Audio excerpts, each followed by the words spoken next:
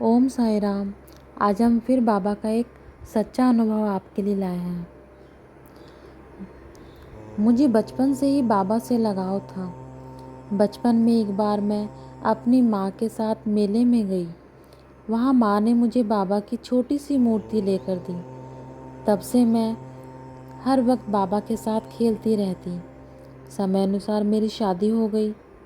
मेरे पति वकील थे और स्वभाव के बहुत ही अच्छे थे। एक दिन वे ऑफिस से घर आए तो उनके अचानक सिर में ज़ोर से चक्कर आने लगा और उसी समय उनका निधन हो गया। मुझे यकीन नहीं हो रहा था कि ये क्या हो गया है। बाबा ने ये क्या किया। मेरे छोटे छोटे बच्चे थे।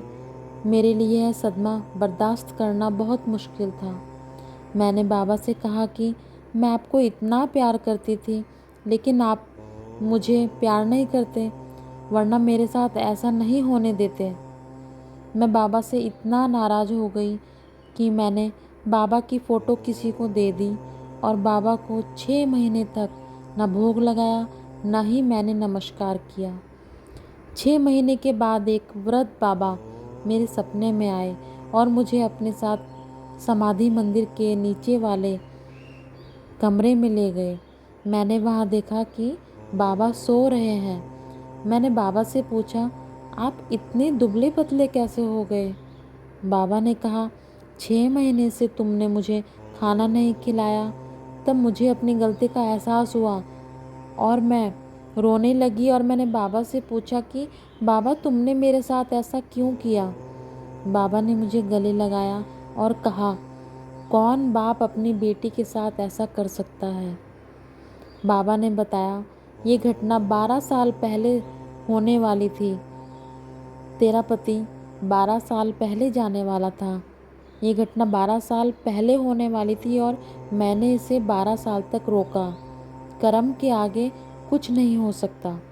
मैंने बाबा से कहा, बाबा मुझसे गलती हो गई और मैं रोने लगी। बाबा ने कहा, अपने हाथ से मुझे हलवा खिलाना। तभी मेरी नींद खुल गई और मैंने उसी समय हलवा बनाया और बाबा को भोग लगाया। उसके बाद से आज तक मैं रोज़ बाबा को भोग लगाती हूँ। बाबा हर मुश्किल घड़ी में मेरी मदद करते हैं और मेरा और मेरे बच्चों का पालन बाबा ही करते हैं। जब मेरी बेटी की शादी तय हुई तो मेरे पास पैसों की कमी थी।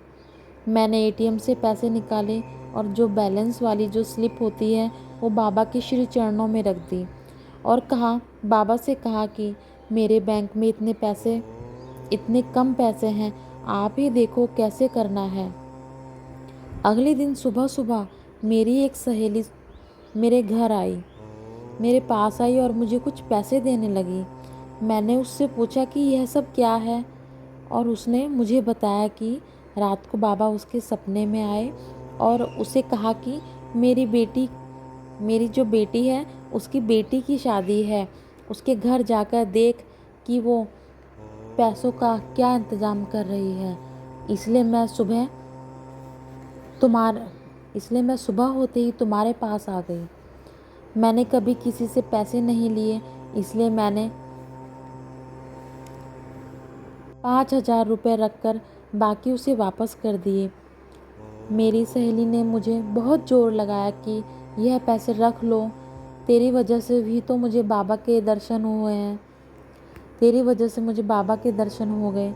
मैंने उसे यह कहकर टाल दिया कि जब ज़रूरत होगी तो मैं खुद ही तुमसे मांग लूँगी। मेरी बेटी की शादी बड़ी धूमधाम से हो गई और मुझे किसी से पैसे मांगने की ज़रूरत भी नहीं पड़ी। यह सब बाबा की ही कृपा थी। जय साई राम। हे साईं बाबा, जैसे आपने इनके ऊपर कृपा करी बाबा, ऐसे आप सभी के ऊपर कृपा करना, सबका कल्याण करना बाबा।